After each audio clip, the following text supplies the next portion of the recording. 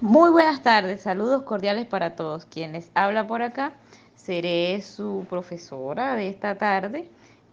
Soy la criminóloga Lilia Rodríguez. Vamos a dar inicio, sin más ¿Cómo podemos preámbulos. entender ese concepto de crimen pasional? Podemos decir que es el crimen ocurrido entre parejas que tienen vínculos amorosos. Puede ser incluso de una de las dos partes nada más, la otra es la acosada o la parte acosada.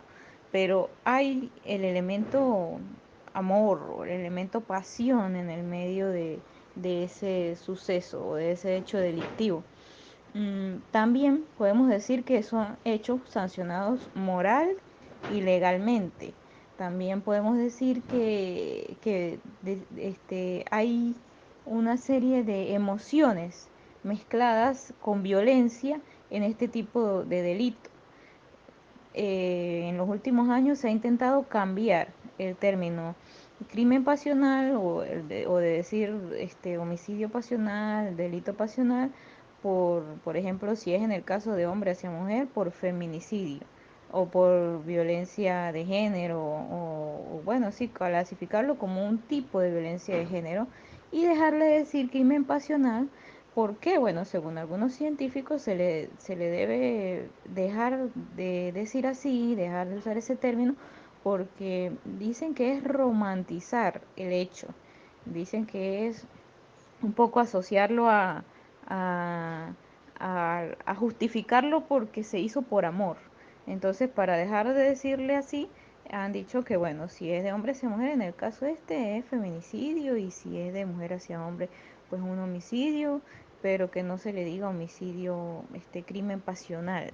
Sin embargo, pues así se ha conocido a lo largo de la historia, y pues por eso la denominación de este taller se ha Ok, hecho de esa primero que manera. nada decirles que un 80% de los homicidios pasionales inician con un proceso que se denomina infidelidad, muchas de las veces real, en otras imaginada por la persona que comete el homicidio, bien sea que sea real o imaginada. Es necesario que conozcamos ese concepto de manera científica. ¿A qué se refiere? Bueno, podemos decir que proviene del latín, que significa infidelitas, formado por in, negación, y fidelita, que es fidelidad. Entonces, ausencia o negación de la fidelidad. Entonces, es un engaño hacia la pareja, hacia una ruptura de un pacto que se hace cuando se inicia una relación. Hay un pacto de fidelidad hacia esa otra persona.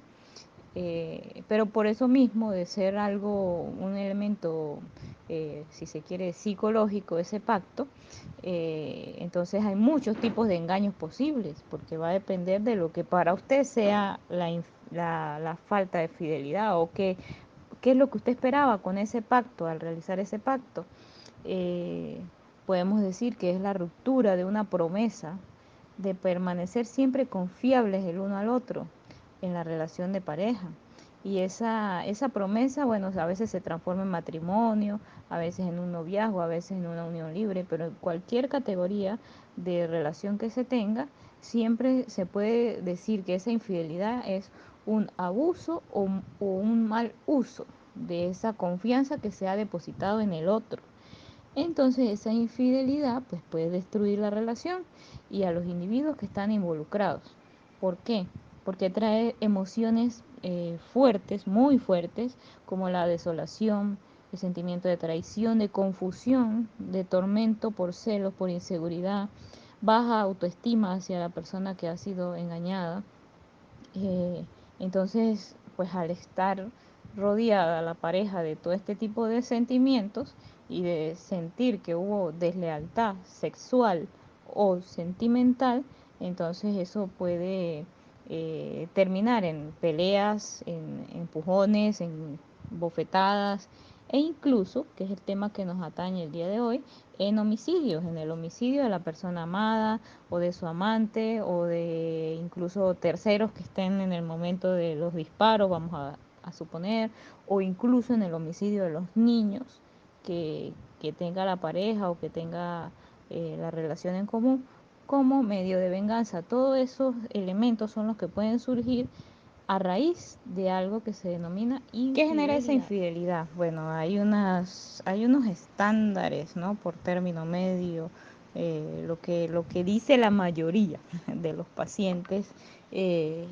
han estado en el diván de los psicólogos, que han realizado estos estudios, que han dedicado su vida a esta investigación científica, dice que en el caso de las mujeres, lo que desea es, o buscar, lo que busca es sentirse especial, admirada, sentirse hermosa, sentir que todavía capta la atención de alguien. Sobre todo busca emocionalidad y romanticismo. En algunos casos es venganza, venganza hacia su esposo o hacia su pareja, lo hace por esas razones. En el caso masculino llama mucho la atención que se hace más por una necesidad biológica, tal vez el deseo de poseer a una mujer con furia, con mayor agresividad, con mayor posesión, dominio, tal vez palabras obscenas que de repente no se atreve ya a decir con su esposa cuando está en pleno acto. Esa emoción, pues más instintiva, es lo que según las investigaciones lleva sobre todo al hombre a ser infiel. Que hayan hombres que lo hacen porque, bueno, no se sienten bien atendidos en líneas generales en la casa o también por la parte emotiva.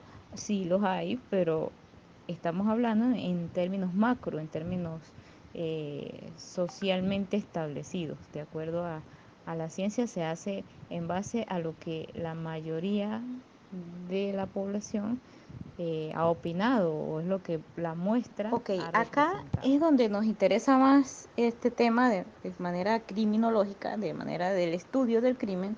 ¿Por qué? Porque las consecuencias de esa infidelidad es lo que lleva a las parejas a, bien sea separarse, romper la relación o seguir en la relación, pero si no se realiza una correcta sanación de ese resentimiento, de ese sentimiento de traición, de enojo, de deseo de venganza, si no se realiza una cura correcta a ese sentimiento de dolor que es de verdad, lo han descrito como un dolor mucho más fuerte que si estuvieran operándote sin anestesia. Es un dolor que parece, es peor que el taladro del odontólogo, dicen por allí. Bueno, ese dolor, si no se cura, si no se sana, si no se conversa, si no se habla, eh, esa imagen del esposo o de la esposa o de la pareja teniendo relaciones sexuales en los brazos de su amante es demasiado perturbadora para la psiquis humana. Y eso hace que surja el resentimiento. Ese resentimiento es lo que va a hacer que cada vez que esa persona cierre los ojos recuerde lo que su pareja le hizo, la traición a esa confianza que había.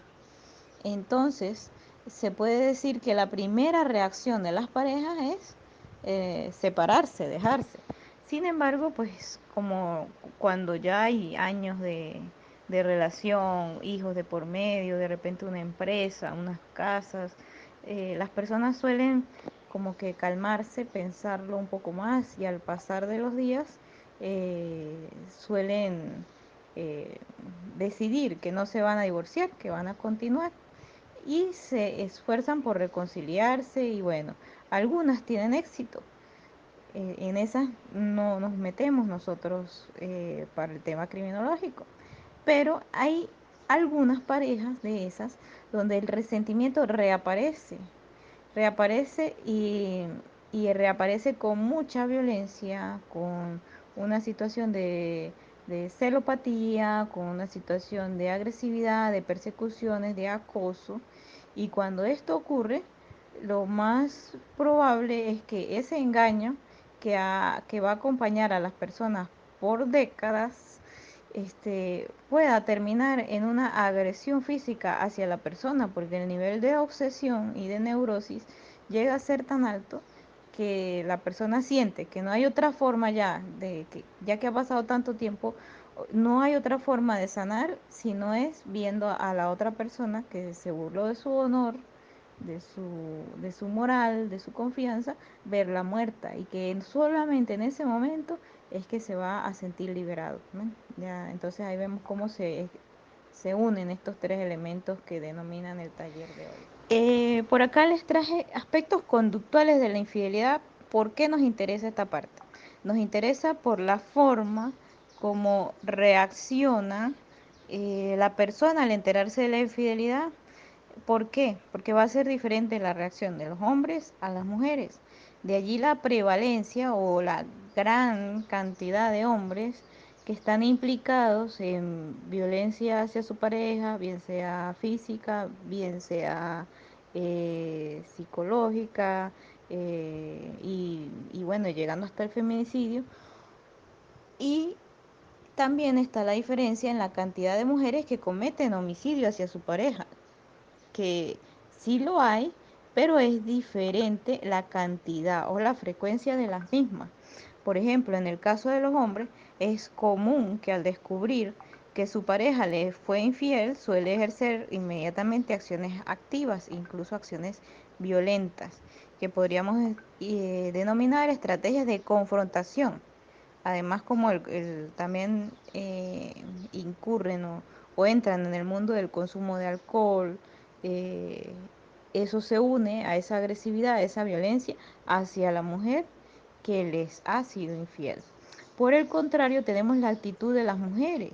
La actitud de las mujeres al descubrir que su pareja les fue infiel suelen más bien como deprimirse, llorar a solas, incluso consumir drogas, pero eh, tipo depresoras, eh, realizar estrategias de afrontamiento, pero siempre intentan afrontar el tema, pero con el fin de restablecer la relación, más no de confrontar ni de asesinar. Sin embargo, últimamente, y este pues es uno de mis temas de investigación científica específico, es el delito cometido por las mujeres, es decir, dentro de esos delitos tenemos los homicidios que han cometido las mujeres.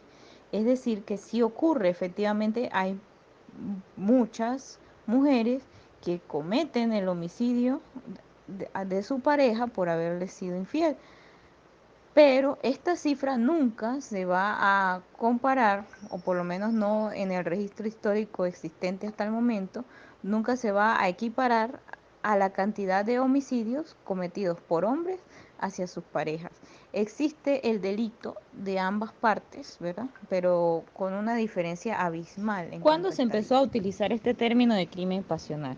Bueno, la historia nos data de que desde Francia, recordemos su característica de país muy romántico, dedicado a la pasión, al amor, los poemas más lindos han sido originados por allá, las películas, todo el romanticismo francés.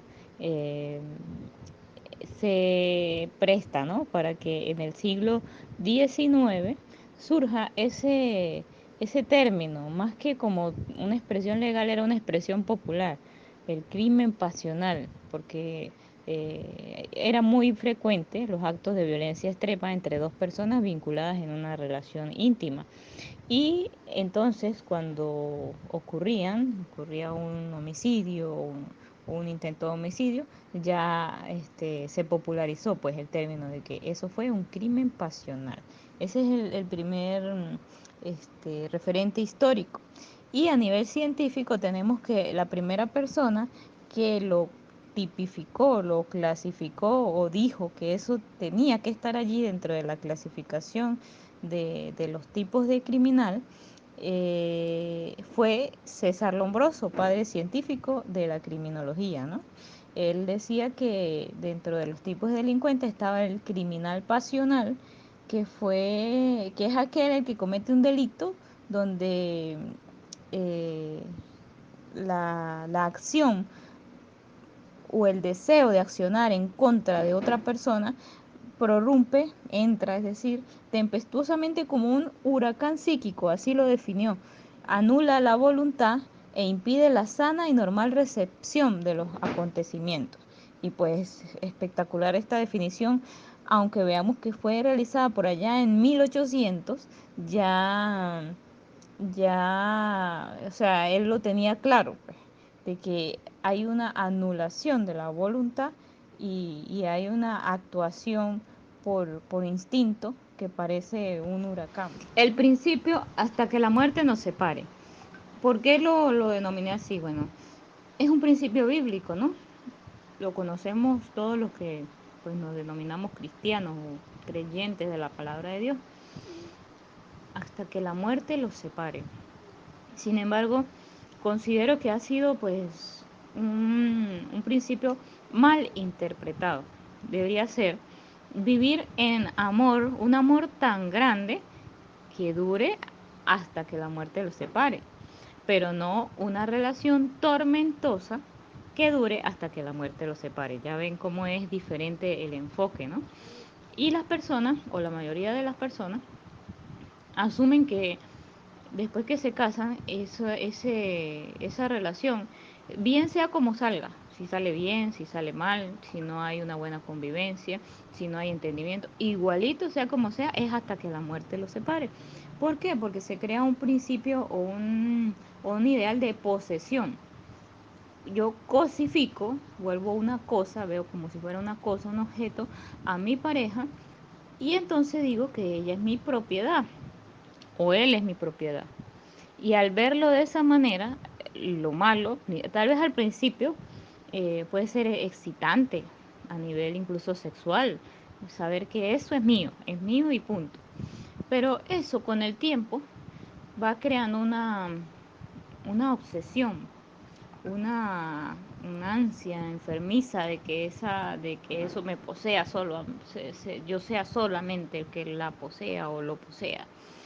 Y eso con el tiempo, pues entonces va generando emociones que van destruyendo el mismo amor, porque las ganas de dominio, el control, eh, el, van creando, van generando sentimientos de violencia tan grandes que si no siento que tengo el dominio y el control de la relación o siento que en algún momento lo estoy perdiendo, allí es donde me convierto en una persona violenta, una persona agresiva y una persona capaz de matar a ese ser al que supuestamente yo amaba. Ya cuando hablamos del perfil de ese homicida pasional o de esa homicida pasional, podemos decir que están dominados por varias emociones, pero dentro de esas está la rabia, la frustración, la impotencia, el odio y el rencor. Podemos ver cómo son sentimientos muy fuertes, sentimientos que destrozan, eh, son capaces de destrozar la estabilidad psicológica o la normalidad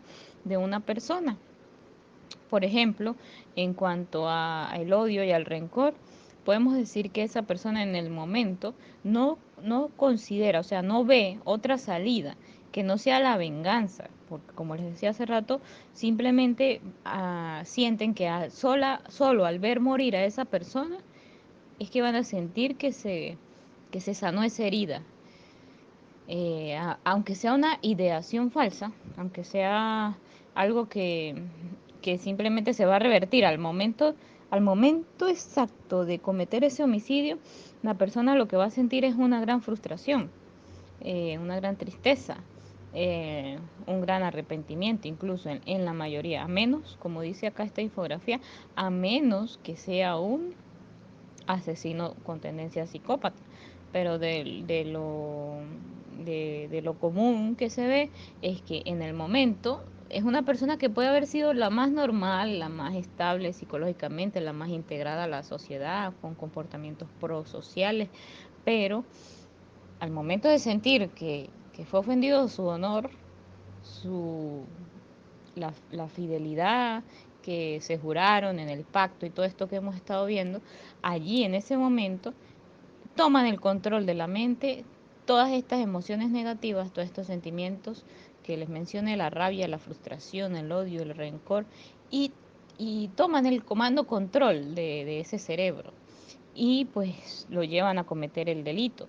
Posterior a cometer ese delito, esas emociones se van, huyen, no están allí para reforzar el comportamiento de esa persona, sino que queda la tristeza, el remordimiento, el qué hice, el incluso el decir, algunos dicen, no es que yo no fui, yo no estuve allí, no, yo no pude haberle hecho eso, yo la amaba o yo lo amaba.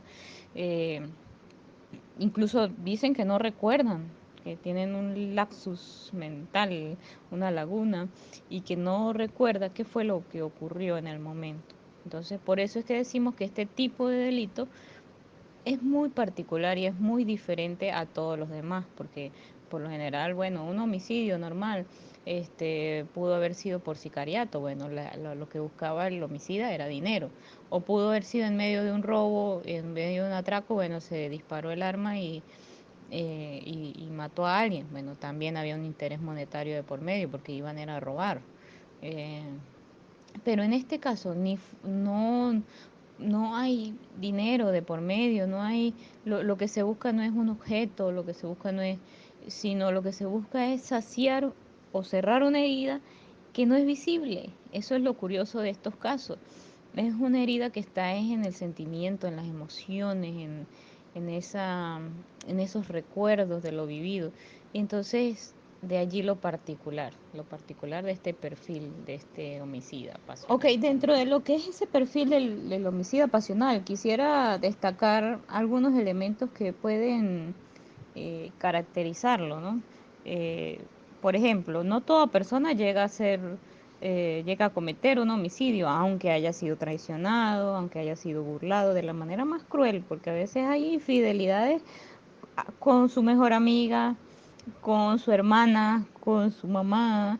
eh, Eso desde el punto de vista de los hombres, desde el punto de vista de la mujer, a veces han sido infieles con el mejor amigo de su esposo, con su hermano, igual, muy similar los comportamientos, ¿no? Allí no es cuestión de acusar que un género es más que el otro, ni nada de eso. Pero lo que sí es estandarizado en ambos es que la forma de reaccionar así de forma o de transformar esos celos en algo patológico, esa agresividad, va a depender de la intensidad, de la frecuencia y de la duración. Es decir, esa emoción o ese deseo de venganza va a tener una intensidad, una frecuencia y una duración diferente en cada individuo, en cada persona que lo sienta. Sobre todo es importante destacar que es el hecho de no saber controlar las emociones, el no saber controlar ese resentimiento y no saber controlar la neurosis, que es en realidad lo que está afectando en los últimos años a muchas personas en el mundo, por no decir a todos nosotros los de esta generación. Esa neurosis no es necesariamente de que usted sea un, un psicótico, que tenga alucinaciones, que tenga alguna enfermedad psiquiátrica, una esquizofrenia, nada para que tenga alucinaciones, no. Cualquier persona que se deja manipular por sus emociones, que tiene, que su mente tomó el control y no esa persona tomó el control de su mente, va a dejarse llevar por una inestabilidad emocional tan fuerte que es capaz de llevarlo a alucinar alucinaciones olfativas, auditivas, visuales, es decir, usted va a oír, a ver y a oler cosas que no existen en la realidad. Eh, y bueno, entonces esta neurosis en la que estamos sometidos los seres humanos en la actualidad, por el estrés, por la cantidad de noticias negativas que vemos en las redes, por los paradigmas que nos han impuesto desde la cultura, nos hacen sufrir, nos hacen daño. Entonces vivimos enfermos solo porque en la televisión están diciendo que la gente está muriendo nuevamente por otra pandemia que recién llegó. Capaz que esa pandemia ni ha llegado y ya como lo dijeron que va llegando, ya algunos se están muriendo. Ya ayer, esta mañana, una persona ya me escribió, siento que no puedo respirar, seguro es que tengo la nueva pandemia, el nuevo COVID. Entonces yo decía, cónchale, puede ser que sí, pero en un 90% es simplemente psicológico. Entonces, así, de esa manera, es que también son atacadas las mentes para que lleguen al nivel de ser un homicida. Por eso es que acá dice en la infografía, este, que 1 de 4 asesinatos en el mundo se producen en Latinoamérica y que esa neurosis tiene mucho que ver con esto, porque la gente ya no sabe cómo controlar sus emociones ni cómo enfrentar que alguien tenga más belleza que ellos, más dinero que ellos, más libertad que ellos. Y entonces la gente tiende a sentirse inferior y pues de allí donde vienen esos sentimientos de celos, de desconfianza, de odio, etcétera. Y bueno, ya ven cómo todo se une con la sanidad emocional, con el hecho de incluso llegar a convertirse en Ok, un con homicida. respecto a educar las emociones, sería mi mejor consejo para aprender a liberar, ¿no? A liberar, a olvidar esa traición, ese tormento. Este, sería el hecho de poder saber que nadie nos pertenece, ¿sí? Ni siquiera a nuestros hijos, porque creo que nos pertenece a las madres cuando lo tenemos dentro del vientre y después ya ni siquiera, porque ya salen de allí y puede ser que nos lo roben, puede ser que se lo lleve alguien, son tantas cosas que pueden ocurrir, que es difícil, o sea, nada nos pertenece. Puede ser que fallezcan y se vayan y bueno, no lo vemos más.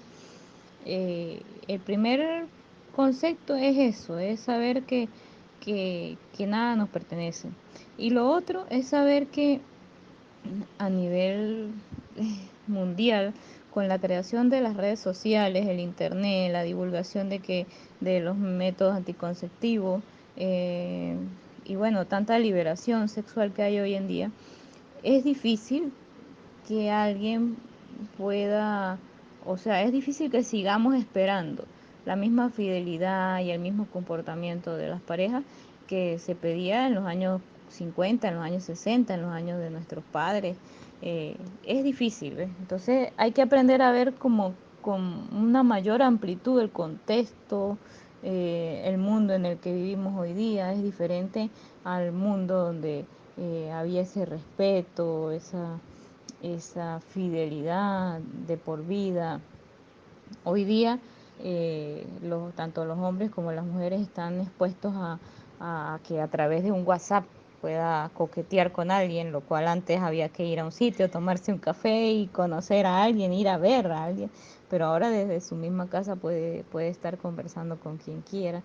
Entonces son muchos elementos que hacen que la infidelidad esté ahí, a la puerta, y ya va a ser una cuestión de moral lo que lo va a poder contener, porque recordemos que la infidelidad no es algo fortuito, sino es una decisión que alguien toma. Ese es el consejo con el que podemos cerrar esta jornada del día de hoy. Muchísimas gracias por habernos acompañado y bueno, espero que nos acompañen en un próximo taller.